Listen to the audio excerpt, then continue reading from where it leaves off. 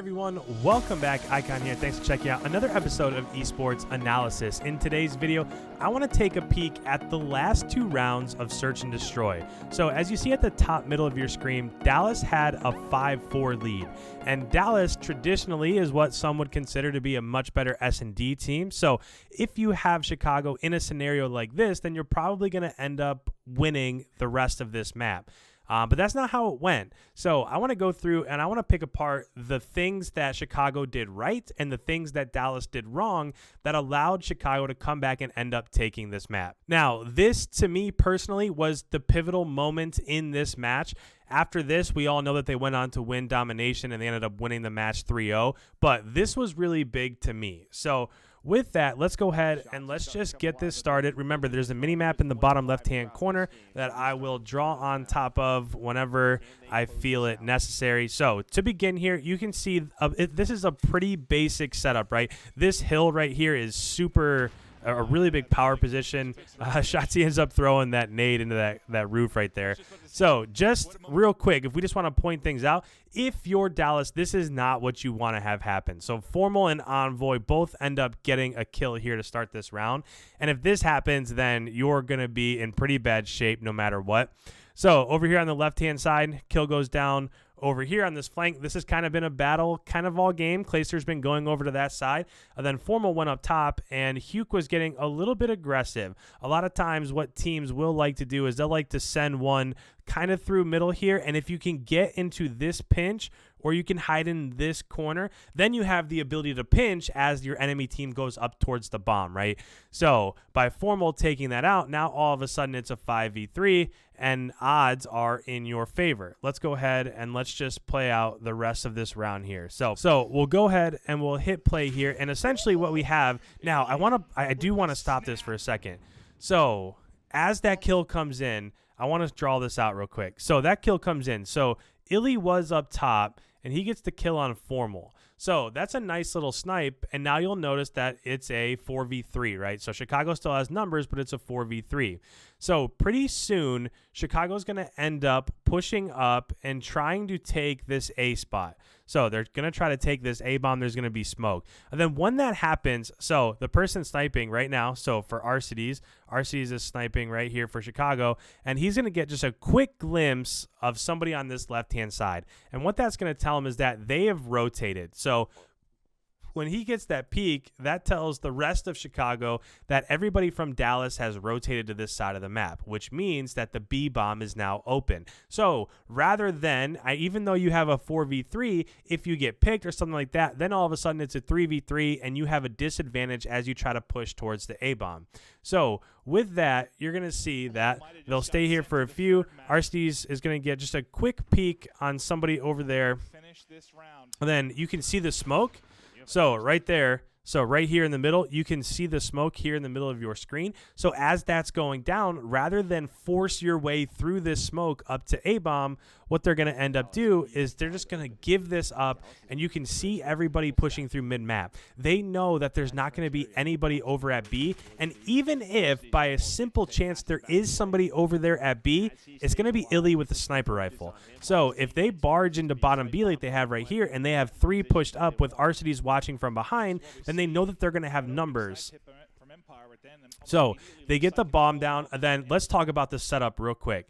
So what you're going to see is, and we'll see what's happening inside the bomb room in a second, but essentially you have Arcides. So Arcides is here. He's going to stay here, and all he's trying to do is just watch. If you look at the minimap in the bottom left-hand corner, he's just watching for anybody that's pushing through and trying to flank, right? Because if that happens, so one thing teams will do is that if you plant B, so if I'm Chicago and I plant B like I just did right here, most of the time you're going to have somebody up top because you're going to plant on the right side of B bomb, so that person that's up top in the opposite room over there can just snipe over top of it, right? That's an easy way to defend. So what Arcides is doing is that he knows that somebody is going to try to push through because this person that's back here has to push up to take out that person that's watching the bomb. So even though he only has a pistol, that's how he's going to get set up there. After that, look at this arrow over here. So this is Envoy, and this is super important. So left side of the minimap, as Dallas is trying to push back through into this bomb room, they're not watching the cut that's to the left. So the left side over there, Envoy is just hiding back here, and then he is going to get one, and then he ends up getting quick scoped. But these are two really essential setups on the way towards rotations after they get the bomb down. Let's go ahead, let's hit play, and I'll stop it again as soon as we see what's happening inside.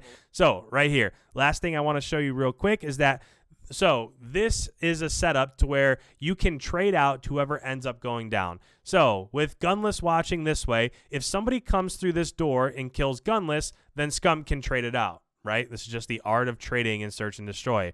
Now, if somebody comes around this corner over here to the right and kills Scum, then Gunless can hop out and trade that out, right? So the last thing that you would want to do is, for example, for those of you that might not be familiar with Search and Destroy, you wouldn't want to be hiding both right here because you could both be taken out.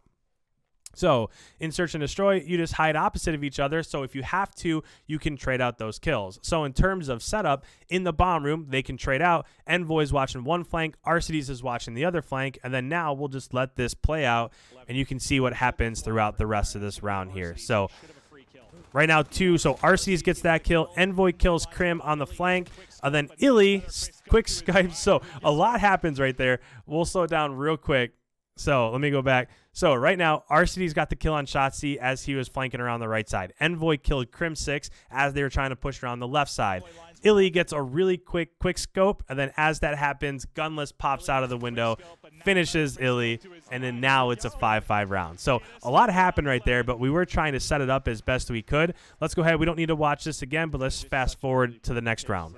All right, so as we head into this round 11, we'll go ahead and we'll stop it. But real quick, you can already see, if you're watching the mini-map, if you're watching the right-hand side, where bomb is going. So as this map has played out, a lot of the pushes have been over towards A side, and the last few that Dallas has been on offense haven't really gone their way.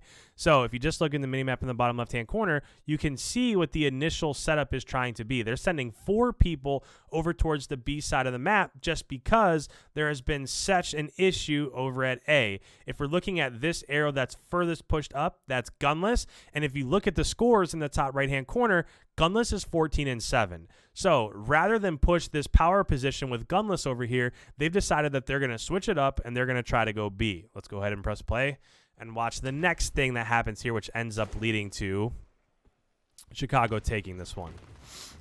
So immediately they get eyes and they can tell that it's going B. Now, again, there's kind of some switching around going on here. So Formal got eyes, and then you can see that a lot of these arrows are pushing back the other way. As that's happening, they're realizing that, okay, now we want to switch also. So a lot of trying to figure out what's going on, what each team wants to do in this last round. And here in a second, kind of the most important, or the beginning kills here are going to come in.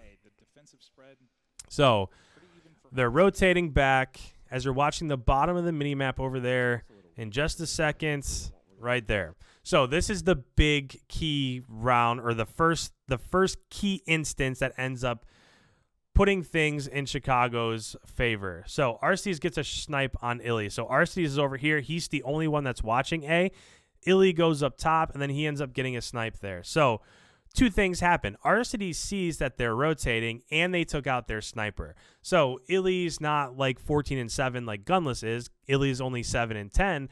But he's had a really big presence on the map. When he's looking over the bomb and stuff like that, that's where all of his kills have essentially come from. So their ability to take him out to begin with takes away that long range threats of Dallas. Let's go ahead and press play.